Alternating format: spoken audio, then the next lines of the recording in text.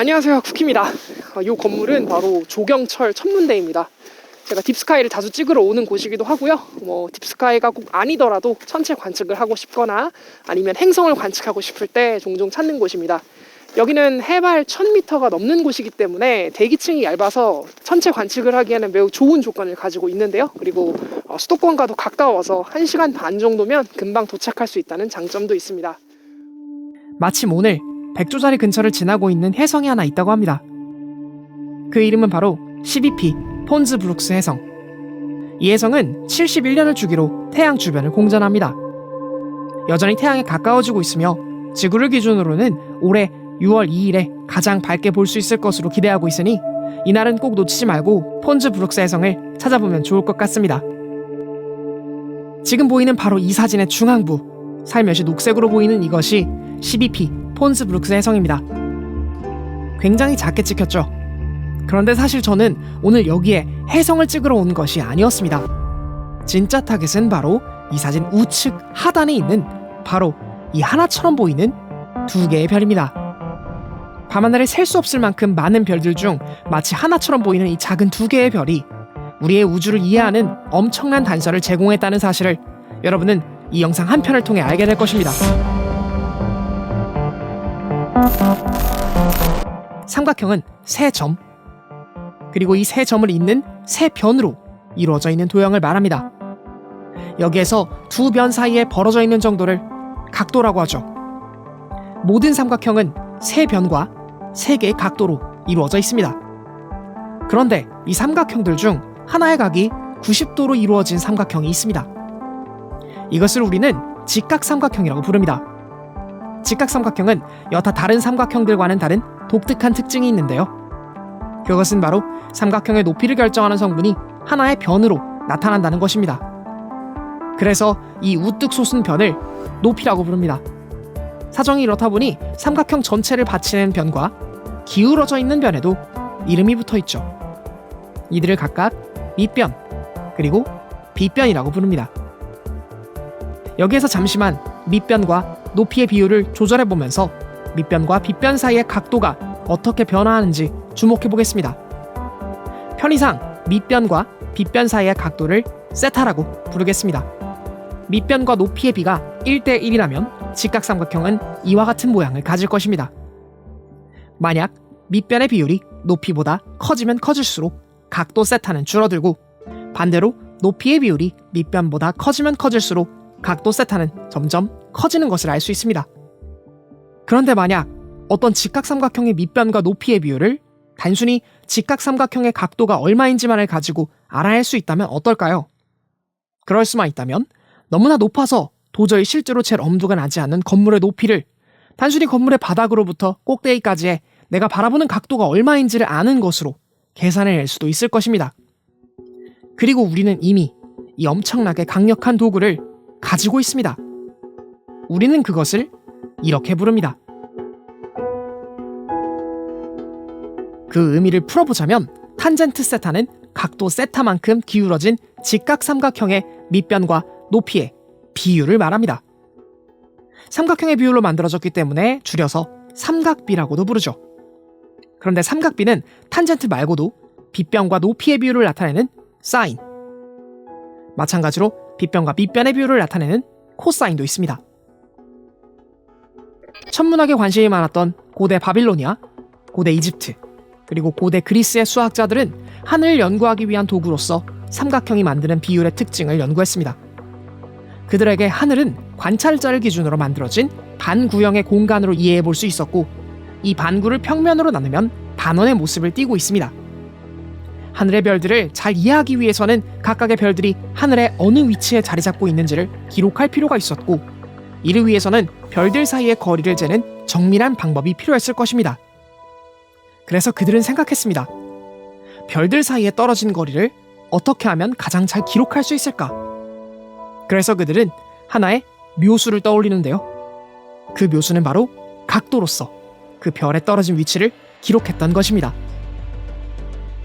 별들 사이에 떨어진 위치의 차이는 별을 관측하는 사람과 두 별을 연장한 커다란 삼각형으로 이해해 볼 수 있을 것입니다. 이렇게 만들어진 삼각형의 각도를 활용해 두 별의 떨어진 정도를 기록할 수 있습니다. 만약 어느 특정한 별 또는 어느 특정한 띠를 기준으로 삼을 수 있다면 그 별 또는 그 띠를 기준으로 떨어진 모든 별들의 상대적인 위치도 기록할 수 있을 것입니다. 이와 같은 연구의 일부는 프톨레마이오스에 의해 당대 수학과 천문학의 지식이 집대성된 알마게스트라는 책을 통해서 오늘날까지 잘 보존되어 있습니다.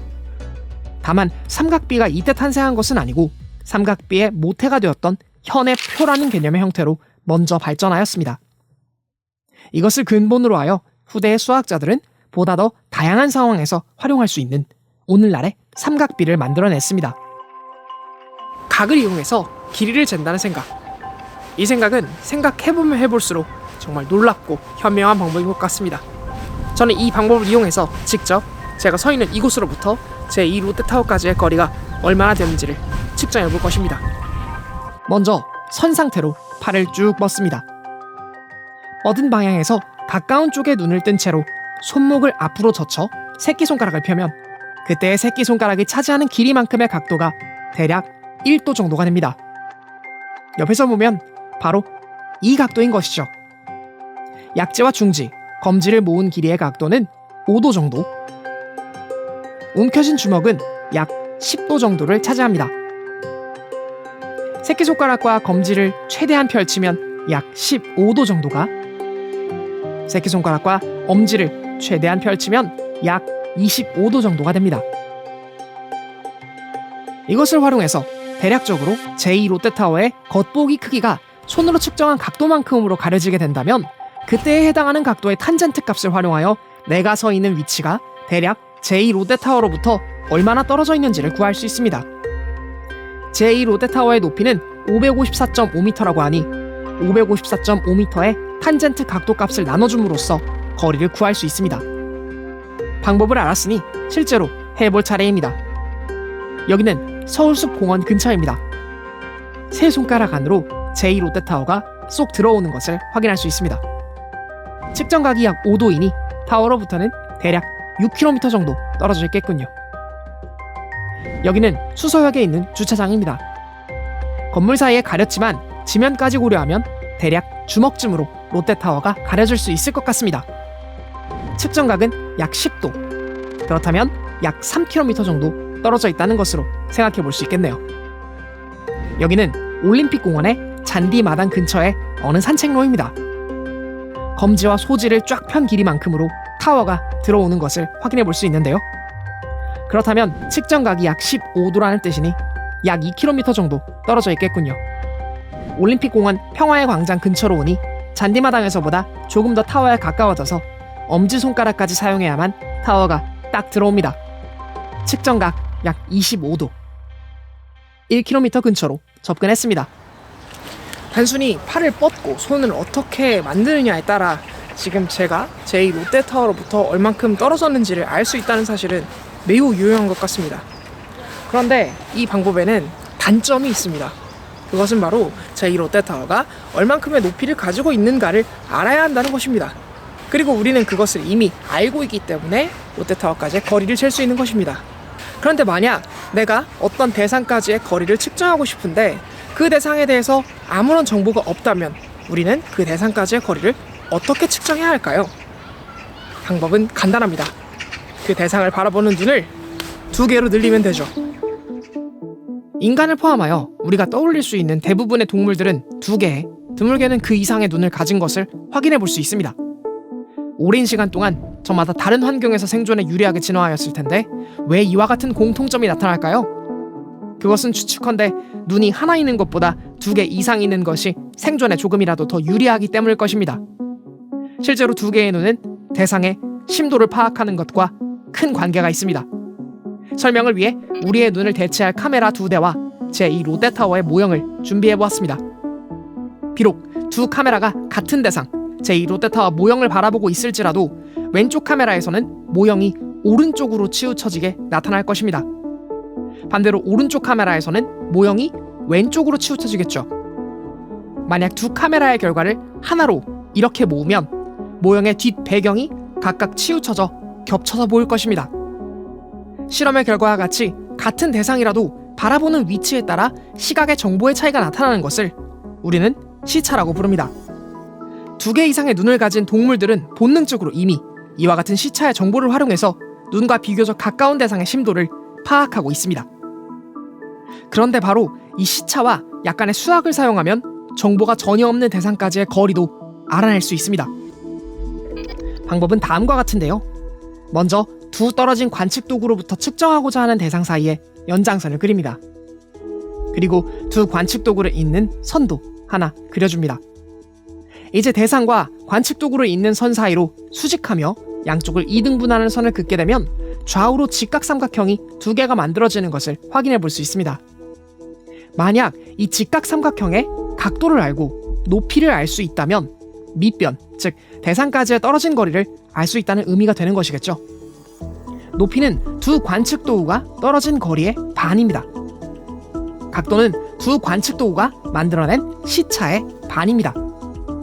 이 두 정보를 활용해 대상까지의 떨어진 거리를 알아낼 수 있습니다. 이 개념을 활용해서 저는 직접 제2 롯데타워까지의 거리를 계산해 보기로 했습니다. 제2 롯데타워가 잘 보이면서 롯데타워를 등지고 해가 떠오르는 장면을 잘 관찰할 수 있는 최적의 장소를 조사했고, 촬영이 이행되던 당시인 1월 말에는 이에 완벽하게 부합하는 장소가 매봉산 팔각정이라는 것을 간단한 계산을 통해 알아냈습니다. 실험을 위해 사전 답사도 잘 끝냈죠. 저는 지금 내일 촬영이 있을 매봉산에 있는 정자로 가고 있습니다. 만약에 제가 했던 계산이 맞다면 내일 해는 제2 롯데타워 근처로 지나가면서 뜨게 될 텐데요. 정면에 바로 매봉산 팔각정이 보이네요. 저기에서 내일 촬영을 이행할 겁니다.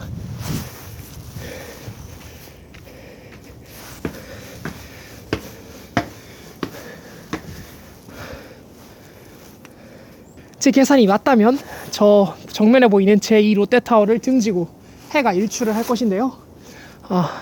바로 내일 이곳에서 카메라 2대를 이용해서 저 제2 롯데타워까지의 거리를 알아낼 것입니다.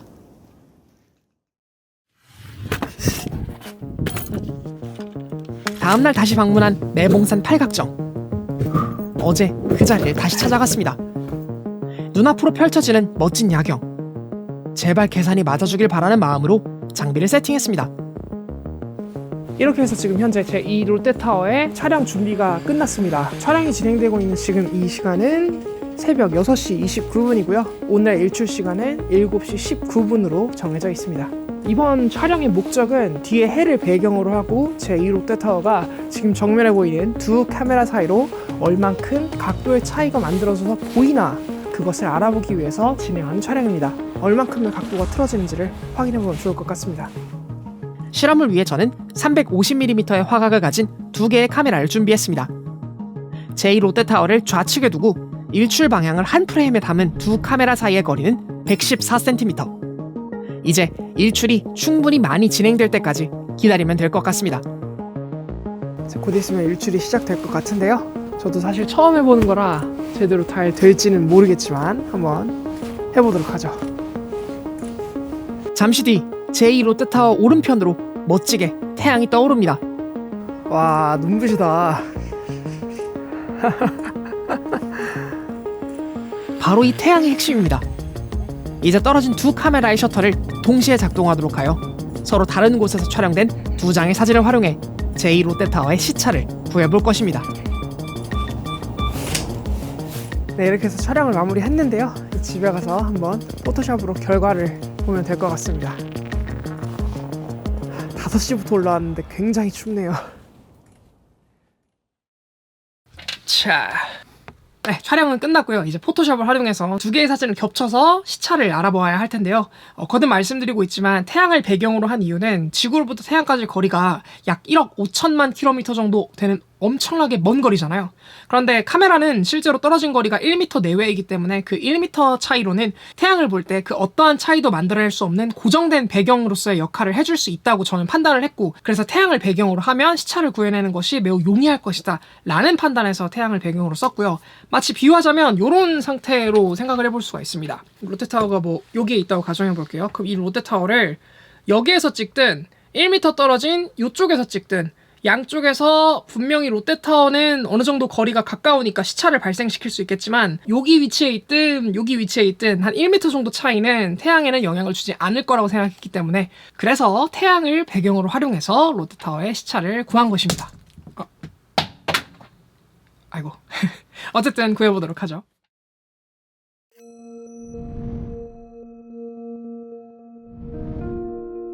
원리적으로는 배경을 일치시키는 것이 좋겠지만 사실 태양은 하나의 구형 천체이기 때문에 사진의 미세한 회전 같은 것들이 문제가 될 수 있을 것입니다. 때문에 보다 정밀한 결과를 알아내기 위해서는 두 프레임에 나타난 제2 롯데타워를 완벽하게 일치시킨 뒤 태양에서 나타나는 시차를 측정해 보기로 했습니다. 사진에 나타난 제2 롯데타워를 일치시킨 결과 태양에서 미묘한 위치의 차이가 나타납니다. 우리는 이 위치의 차이를 이용하여 시차를 알아낼 것입니다. 태양의 시직경은 약 0.5419도. 여기에 태양 전체 길이를 분모로 하고 위치의 차이가 나타난 길이만큼을 분자로 하여 곱해주면 얼마만큼의 시차가 나타나는지를 구해낼 수 있을 것입니다. 그런데 조금 문제가 있습니다. 일출이 진행될 때의 태양은 보시다시피 좌우와 상하의 길이가 다릅니다. 이는 두껍게 쌓인 대기의 굴절로 인해 나타나는 현상인데요. 때문에 두 카메라로 인한 시차의 비율은 상하가 아닌 좌우의 차이로 구해야만 올바르게 구할 수 있을 것입니다. 미묘하게 다른 태양의 길이의 차이의 비율은 약 74분의 1. 그러니 두 카메라가 바라본 제2 롯데타워의 시차는 태양의 시직경 0.5419도를 74분의 1한 만큼의 값이 됩니다. 그 값은 약 0.00732297도. 그리고 이 각도에 탄젠트 값을 적용하여 실제 떨어진 거리를 구하기 위해서는 각도를 반으로 또 나눠주어야 합니다. 두 카메라 사이의 거리도 반으로 나눠주어야겠죠. 이렇게 하여 만들어진 하나의 거대한 직각 삼각형을 활용해 제2 롯데타워까지의 거리를 구할 수 있습니다.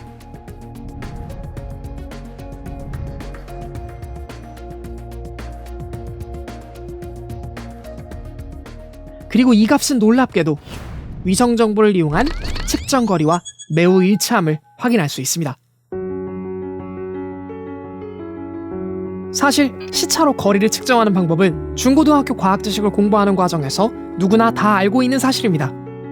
다만 이것을 실제로 해볼 기회가 많지 않기 때문에 저도 이번 실험이 처음이었고 그래서 그 결과가 너무 흥미로웠는데요. 이와 같은 방법으로 과거 도저히 가늠할 수조차 없을 만큼 멀리 떨어진 대상의 엄밀한 거리를 계산해낸 위대한 과학자가 있었습니다. 그 주인공은 바로 당시 세계 최초로 태양이 아닌 다른 별까지의 거리를 잰 19세기의 독일의 천문학자 프리드리히 빌헬름 베셀이었습니다. 우리가 제2 롯데타워까지의 거리를 계산하기 위해 반드시 알아야만 했던 두 가지의 정보들을 다시 되짚어보면 좋을 것 같습니다. 하나는 두 카메라 사이에 떨어진 거리, 다른 하나는 두 카메라와 관측 대상 사이에 나타난 시차입니다. 첫 번째 정보는 카메라 사이의 거리를 재는 것으로, 두 번째 정보인 시차는 거의 움직이지 않는 배경인 태양을 활용해서 측정을 했습니다. 그런데 베셀은 도대체 어떻게 이 두 가지의 정보를 거리를 측정하고자 했던 100조짜리의 61번 별로부터 얻어낼 수 있었을까요?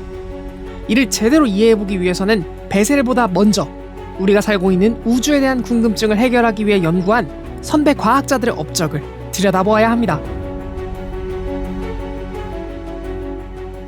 18세기 초에 영국에서 활동하던 천문학자 제임스 브래들리는 그가 연구하던 시기로부터 불과 100년 전 세상을 아주 떠들썩하게 한 발견에 주목했습니다.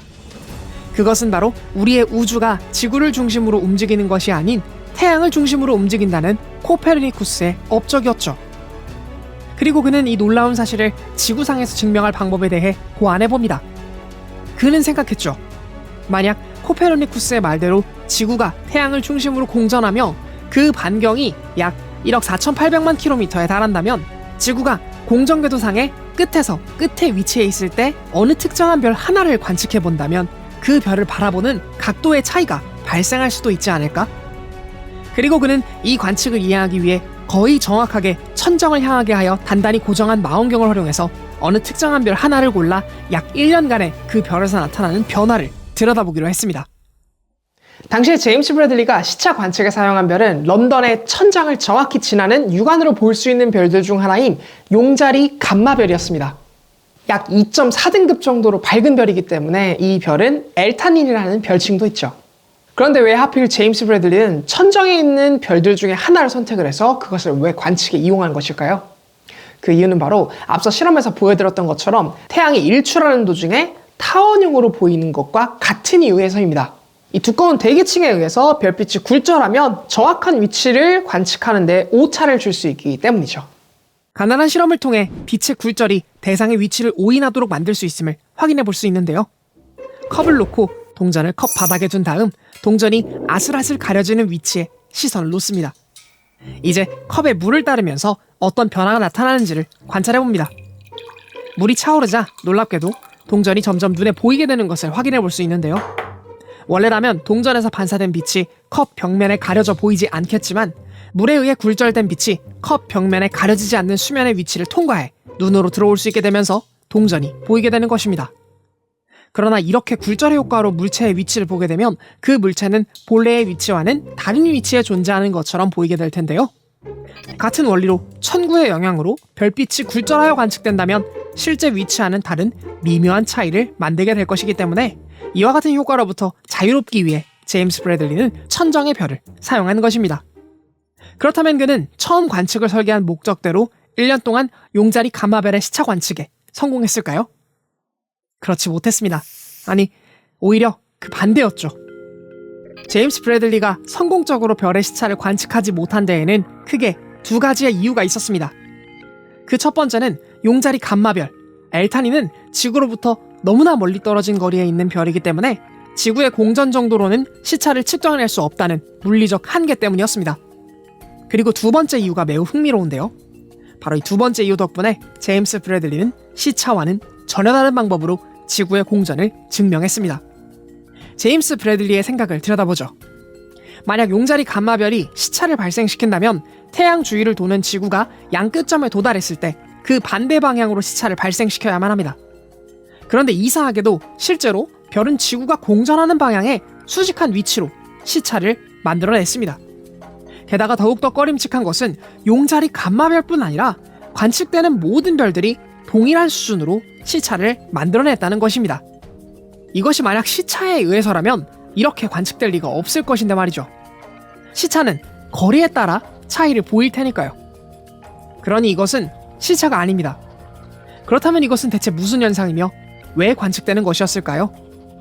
이 두 가지의 원하지 않은 관측 결과로부터 그는 매우 위대한 통찰을 발휘합니다. 17세기 덴마크의 천문학자 올레 레머는 목성식을 이용해 빛의 속도가 유한하다는 것을 계산해냈습니다. 당시의 천문학자들도 이 업적을 알고 있었을 것입니다. 다만 그의 계산 결과만으로는 빛의 속도가 유한할 것이라는 온전한 믿음을 가지긴 어려웠겠죠. 제임스 브래들리도 올레 레머가 계산한 빛의 속도에 대해서 잘 알고 있었습니다. 그리고는 다시 자신의 1년간의 관측 결과를 곱씹어봅니다. 지구의 공전 방향과 같은 방향으로 치우쳐져 원을 그리는 별빛. 그는 생각했습니다. 만약 정말로 빛이 유한한 속도를 지니고 있다면 별빛이 우주 공간으로 퍼져나가 지구까지 도달하는 동안 지구가 공전하여 별빛이 날아온 실제 위치를 왜곡할 수도 있지 않을까? 별빛은 수직으로 떨어지겠지만 지구가 앞으로 나아감에 따라 마치 별빛이 사선으로 관찰될 수도 있지 않을까? 그래서 별의 위치를 내가 운동하는 방향 쪽으로 다소 치우쳐지게 관찰할 수도 있지 않을까? 이것은 마치 내가 가만히 있는 상태에서 비를 맞는다면 비가 머리 위에서 내린다고 생각하겠지만 앞으로 달리면서 비를 맞게 되면 마치 비가 대각선 앞쪽에서 내린다고 생각하게 되는 것과 같습니다. 빛이 유한한 속도를 가지고 있기 때문에 빛을 바라보는 대상이 움직임에 따라 빛의 경로가 달라지는 현상. 이것을 우리는 광행차라고 부릅니다. 제임스 브래들리는 1년간의 관측 결과, 즉 별의 원형 궤적을 정밀하게 분석하여 빛이 만드는 광행차의 각도가 최대 약 20.5초라는 것을 알아냈습니다. 이 각도, 그리고 지구의 공전 속도를 활용해 그는 빛의 속도를 계산해내기도 합니다. 뉴턴 역학으로 산출한 지구의 공전 속도는 약 초속 29,480m. 여기에 탄젠트 20.5초를 나누면 빛의 속도는 초당 약 3억 미터라는 계산 결과가 나옵니다. 이 계산의 정밀도는 매우 놀라운데 오늘날의 결과와 비교해 볼 때 오차가 불과 2.7%밖에 되지 않습니다. 제임스 브래들리의 이와 같은 통찰과 계산으로 인해서 1년간 공통적으로 관측되었던 모든 별이 나타내는 원형의 궤적이 사실은 시차가 아니었음을 밝혀내게 되었습니다. 이 원형 궤적은 사실 빛이 유한한 속도를 가지고 있기 때문에 나타나는 빛의 궤적이었던 것입니다. 이것을 통해 브래들리는 지구가 공전하고 있음 또한 명확하게 증명할 수 있는 근거를 마련하게 되었죠. 브래들리의 이 광행차의 발견은 베셀이 연주 시차를 측정하기 위한 하나의 결정적 단서를 제공해줍니다. 그렇다면 또 하나의 단서는 어디로부터 왔을까요? 그것은 바로 천왕성을 발견한 것으로 유명한 영국의 천문학자 윌리엄 허셜로부터였습니다. 아마추어 천문학자로서 천체를 관측하기 시작했던 허셜은 당시의 천문학계에 열렬한 관심이었던 태양계 내의 천체들에 대한 세부적인 연구 주제보다는 보다 다른 곳에 관심이 많았던 사람이었습니다. 손수 만든 정교하고 거대한 구경의 반사망원경을 활용하여 그는 일반적인 망원경으로는 잘 보이지 않는 어두운 대상들을 탐구하는 것을 즐겼습니다. 1785년부터 1802년까지 그는 그의 누이 동생 캐롤라인 허셜과 함께 관측할 수 있는 천구의 모든 곳을 조사하는 이른바 전천 탐사를 4차례나 이행했습니다. 이것으로 그는 당대 그 어떤 천문학자보다도 눈에 보이지 않는 수많은 어두운 대상의 관측을 이행하고 기록할 수 있었습니다. 천왕성의 발견은 바로 이 전천 탐사의 결과들 중 하나이죠. 그런데 그는 이 4번의 전천 탐사를 통해 우리의 태양계가 품은 놀라운 비밀 하나를 세상에 드러내게 됩니다. 4번의 전천 탐사 지도를 비교해보며 허셜은 이상함을 느꼈습니다.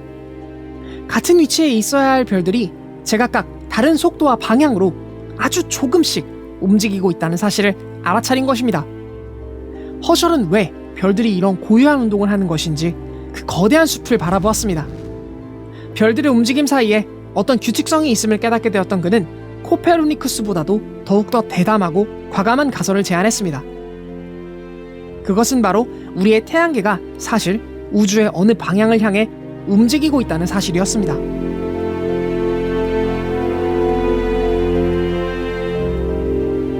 오늘날 태양 향점, 솔라 에이펙스라고 부르는 이 점은 별들의 고유 운동의 패턴으로부터 나타나는 점으로서 그 방향은 거문고 자리와 헤라클레스 자리가 만나는 어느 특정한 공간을 향하고 있습니다.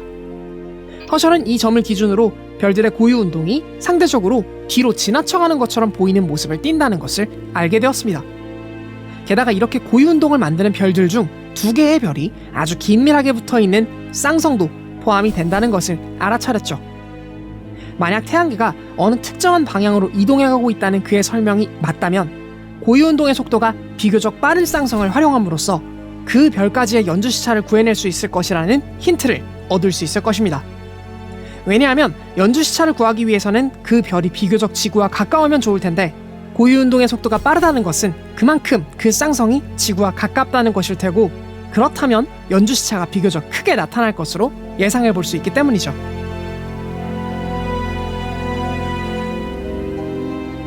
광행차와 태양 향점, 이 2가지의 단서를 통해 베셀은 이탈리아의 천문학자 주세페 피아치가 주목한 백조자리 61번 별을 연주 시차를 측정할 대상으로 선택했습니다.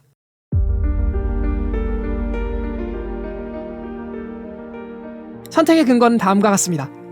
고유 운동이 너무나도 빨라 나르는 별이라는 별칭이 붙은 쌍성계 백조자리 61번 별은 연주 시차를 얻어낼 수 있을 만큼 충분히 태양계와 가까울 것이라고 생각했던 것입니다. 1839년 발행된 그의 논문에 따르면 베셀은 프라운호퍼 헬리오미터라는 본래는 태양의 시직경을 정확하게 측정하기 위해 고안된 장치를 활용해 1837년 8월 18일부터 1838년 10월 1일까지 약 1년 2개월의 시간 동안 백조자리 61번 별 주변에 연주 시차를 나타내지 않는 서로 다른 2개의 별과 61번 별 사이의 상대적인 위치를 정밀하게 측정함을 통해 61번 별의 연주 시차를 측정해내는데 성공해냅니다. 관측의 정밀도를 위해 베셀은 동일한 관측을 매일 밤 16번 반복해서 이행하였으며 대기의 조건에서 발생하는 미세한 굴절의 효과를 보정하기 위해 기압과 온도 등 대기 조건을 정밀하게 측정하기도 했죠. 이 모든 배경효과의 보정을 통해 그가 도출해낸 백조자리 61번 별의 시차는 0.314초. 이 차이는 마치 울릉도의 등대 위에서 약 1m 정도 떨어진 카메라를 이용해 서울에 위치한 제2 롯데타워의 시차를 측정해야만 얻어낼 수 있는 극히 미미한 차이인 것입니다. 이렇게 얻어낸 시차, 즉 각도와 지구 공전 궤도의 반경을 활용하여 베셀은 백조자리 61번 별이 태양으로부터 약 10.3광년, 그러니까 당시 제임스 브래들리가 구해낸 빛의 속도로도 약 10.3년 동안 이동해야만 도달할 수 있는 엄청나게 먼 거리에 있음을 알아내게 되었던 것입니다.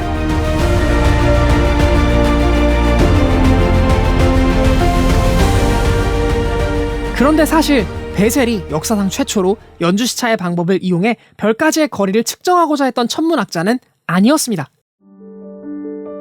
베셀과 거의 같은 방법으로 1837년에 검은고자리의 알파성인 베가를 활용하여 연주시차를 측정하여 발표한 천문학자 프리드리히 폰 슈트르베.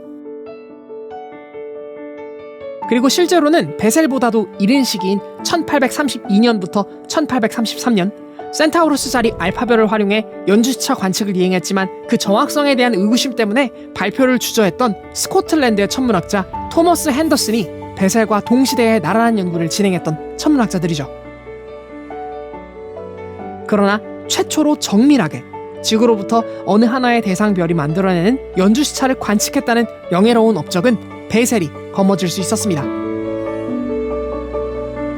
당시 퀘니스베르크 천문대에서 이 성공적인 관측을 마친 베셀은 그 감격스러운 관측의 결과를 아버지의 계보를 이어 천문학자가 된 존 허셜에게 서신으로 보내게 됩니다. 이 편지에서 그는 당시 연주시차를 측정하기 위한 수많은 노력들과 실패들을 언급하며 당신이 왜 연주시차를 측정하기 위해 백조자리 61번 별을 선택했고 그 방법은 어떠하였는지, 그리고 어떤 어려움들이 동반되었는지 등이 자세하게 기록되어 있습니다. 어쩌면 그가 추구했던 엄밀한 관측과 뛰어난 통찰, 베셀은 이 덕분에 오늘날 전 세계의 우주를 공부하는 사람들의 기억 속에 자신의 이름을 알릴 수 있었던 것이 아닐까요? 어찌 보면 아주 간단한 삼각형의 비율을 아는 것만으로도 저 머나먼 별까지의 거리를 잴 수 있다, 계산할 수 있다는 사실은 정말 기적과도 같은 일이 아닐 수 없습니다. 그러나 사실 이 아이디어는 고대 그리스에서부터 제시가 되었던 아이디어입니다. 그런데 그 당시에는 19세기의 천문학자들이 가지고 있었던 망원경이라는 관측 도구와 관측술이 없었기 때문에 이 연주시차를 관측해낼 수 없었던 것뿐이고, 오히려 연주시차를 관측할 수 없음이 지구가 우주의 중심에 위치할 수밖에 없는 명확한 근거가 될 수 있었던 것입니다. 그 당시에는 말이죠. 관측으로 발견할 수 있는 거의 모든 과학 지식을 다 알고 있다고 여겨지고 있는 오늘날의 우리들은 어쩌면 그 발견한 지식으로부터 새로운 지식을 창출할 수 있는 가능성의 바다에 있는지도 모르겠습니다. 베셀의 발견 이후 베셀의 방법을 이용해서 19세기 말까지 천문학자들이 별들의 거리를 정확하게 어디에 있는지를 계산해낸 별들의 리스트는 겨우 100개 정도밖에 되지 않습니다. 하늘에 정말 많은 별들이 있는 것 치고는 상당히 적은 양의 별들만 우리가 거리를 알아낼 수 있었던 것이 놀랍다고 생각할 수도 있겠지만, 이는 사실 어찌 보면 당연한 결과입니다. 그것은 바로 이 별들의 거리가 사실은 연주시차를 관측할 수 없을 만큼 훨씬 더 머나먼 거리에 있는 별들이 관측 가능한 별들보다 훨씬 더 많기 때문입니다. 그렇다면 천문학자들은 도대체 연주시차가 발견되지도 않는 엄청나게 먼 거리에 있는 그 별까지의 정확한 거리는 어떻게 알아냈을까요?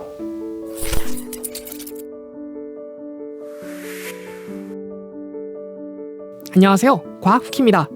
과학과 공학, 기술, 과학사회학, 그리고 과학철학 및 과학기술 정책 등을 다루는 종합과학 채널입니다. 지금 보신 이 영상이 여러분들께 유익하였거나 소소하게나마 즐거움을 드렸다면 좋아요를 통해 여러분의 의견을 보내주세요.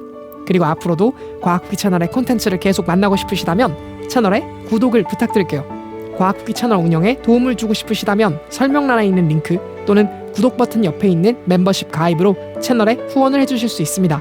좌측에 크레딧으로 올라가고 있는 모든 분들께서 후원을 통해 채널 운영을 도와주시고 있습니다. 채널의 성장과 발전에 도움을 주시고 계신 모든 후원자분들께 다시 한번 정말 감사드립니다. 끝까지 시청해주셔서 정말 감사드리고요. 전 또 다음 영상으로 여러분들을 찾아뵙도록 하겠습니다. 언제나 그랬듯 과학을 쿠키처럼.